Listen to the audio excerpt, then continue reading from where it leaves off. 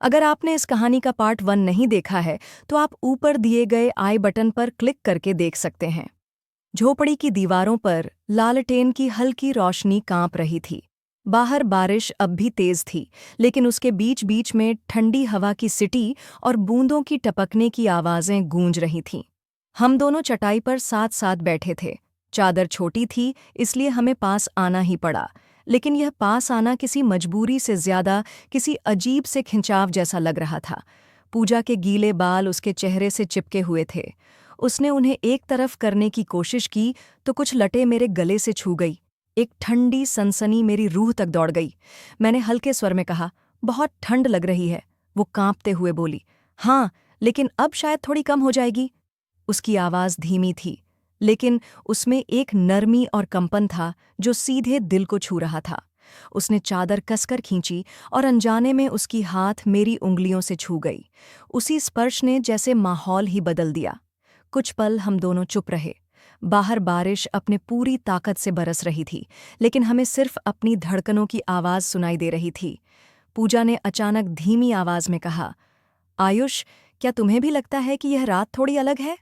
मैंने उसकी आंखों में देखते हुए कहा, हाँ, बहुत अलग, जैसे यह सिर्फ हमारे लिए ही बनी हो।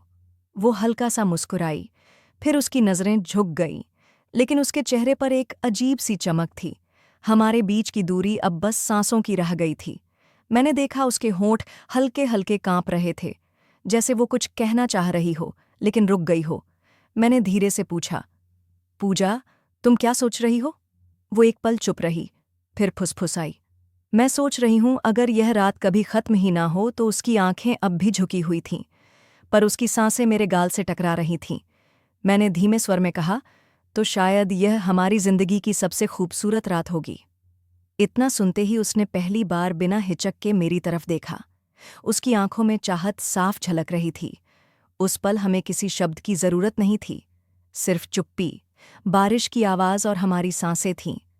मेरे हाथ उसकी उंगलियों को छू कर ठहर गए।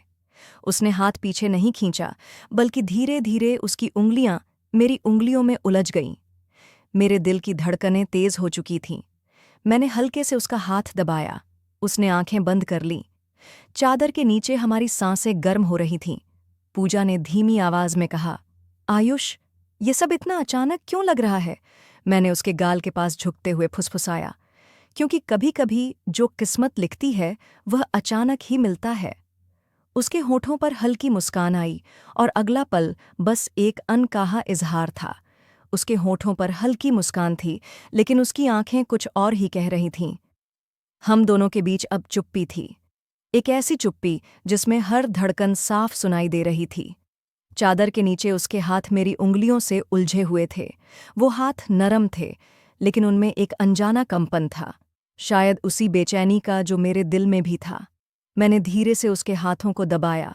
उसने पलकों को झुका लिया, जैसे अपनी हाँ कह दी हो। झोपड़ी के दीवारों पर टिमटिमाटी लालटेन की परछाइयां नाच रही थीं। बारिश की तेज आवाज के बीच हम दोनों का मौन एक अलग ही दुनिया बना रहा था। मैं थोड़ा और करीब झुका। उसकी सांसें मेरी सांसों से टकरा रही थीं। वो कांप रही थी, शायद ठंड से या शायद मेरी नज़दीकी से। उसके चेहरे से कुछ भीगे बाल गालों पर चिपके हुए थे। मैंने धीरे से हाथ बढ़ाकर उन लटों को कानों के पीछे कर दिया।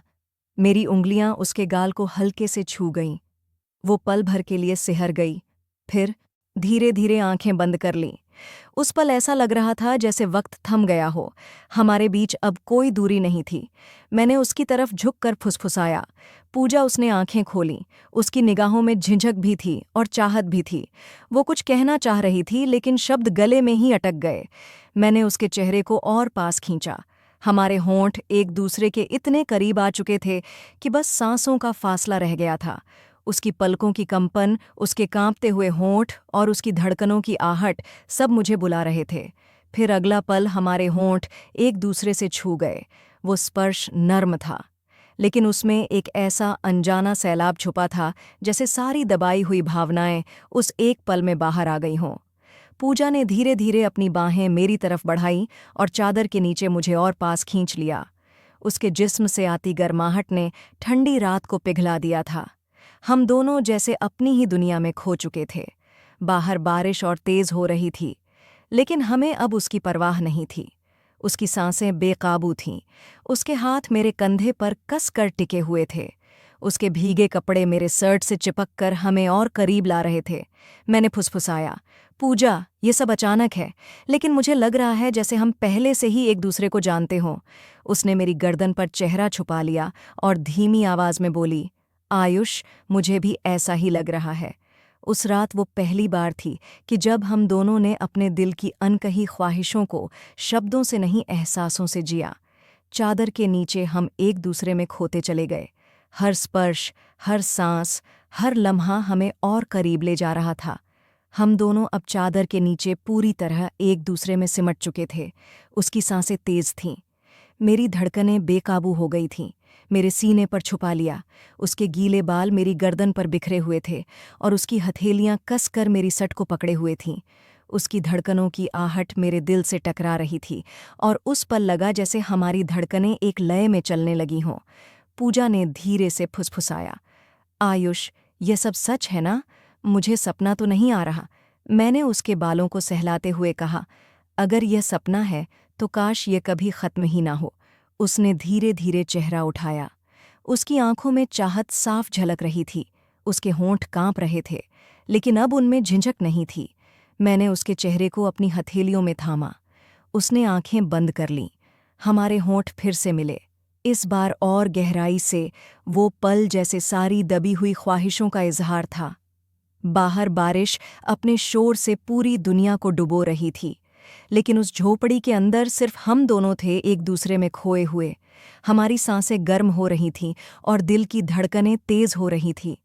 उसकी उंगलियां मेरी पीठ पर कसती जा रही थीं और हर स्पर्श, हर नज़दीकी हमें और दीवानगी में डूबा रहा था। वह पूरी तरह मेरे करीब आ चुकी थी। मैंने उसे बाहों में भर लिया। उसकी देह की नरमी, उसकी सांसों की खुशबू, सब मुझे बेबस कर रहे थे। उस रात हमने एक दूसरे को सिर्फ देखा या छुआ ही नहीं, बल्कि एक दूसरे में पूरी तरह समा गए। वो कोई जल्दबाजी वाली रात नहीं थी, बल्कि एक धीमी, गहरी और नर्म कहानी थी, जहाँ हर स्पर्श, हर एहसास हमें यकीन दिला रहा था कि हम अजनबी नहीं, बल्कि एक दूसरे के लिए बने हैं। कितनी देर तक हम इस नशे में डूबे रहे पता ही नहीं चला। बारिश धीरे धीरे थम गई थी। लालटेन की लौ भी अब मध्यम हो रही थी। थककर पूजा मेरे सीने पर सिर रखकर लेट गई। उसकी सांसें अब शांत थीं, जैसे कोई बच्चा नींद में हो। मैंने उसके पीठ पर हाथ रखा और आंखें बंद कर लीं।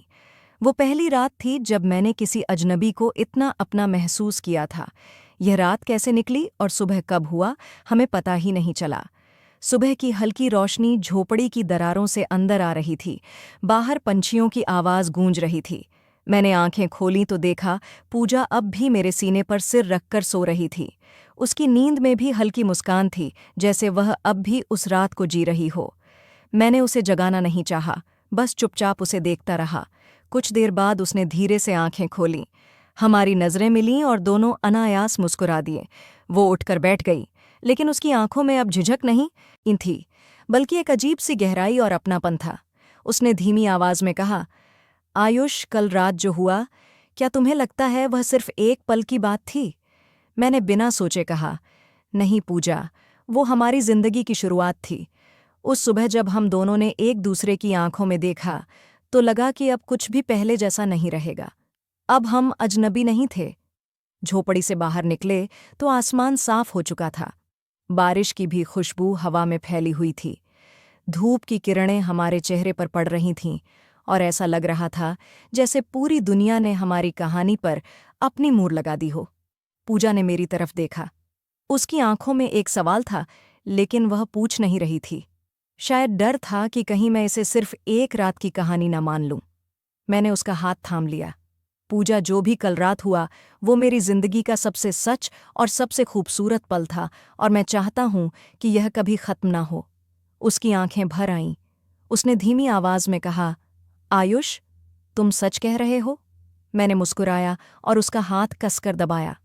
सच पूजा, इतना सच कि अब मेरी जिंदगी की हर सुबह तुम्हारे साथ ही शुरू होगी। वो झिझकती हुई मुस्कुराई, फिर मेरी बाहों में सिमट गई। उस पल हमें लगा जैसे हम दोनों ने अपनी पूरी जिंदगी का रास्ता चुन लिया हो।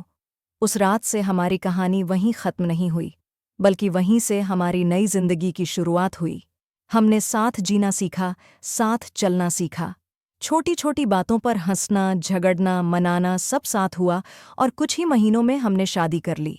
आज इतने साल बाद भी जब मैं उस रात को याद करता हूँ तो रूह तक मुस्कुरा उठती है। वो लड़की जिससे मैं पहली बार उस बरसात वाली रात उस छोटे से स्टेशन पर मिला था, वो लड़की और कोई नहीं, मेरी पत्नी पूजा है, जो आज भी मेरे बिल्कुल पास बैठी है। हाँ, वही पूजा, मेरी हमसफ़र, मेरी जिंदगी। तो दोस्तों, यह कहानी यहीं पर ख़त्म होती है। उम्मीद है कि आपको पसंद आई होगी। अगर यह कहानी आपको पसंद आती है तो इस वीडियो को एक लाइक और हमारे इस चैनल कहानी स्ट्रीम को ज़रूर सब्सक्राइब करिएगा और हाँ, बेल आइकन को ऑन एल पर सेट करना मत भूलिएगा। धन्यवाद।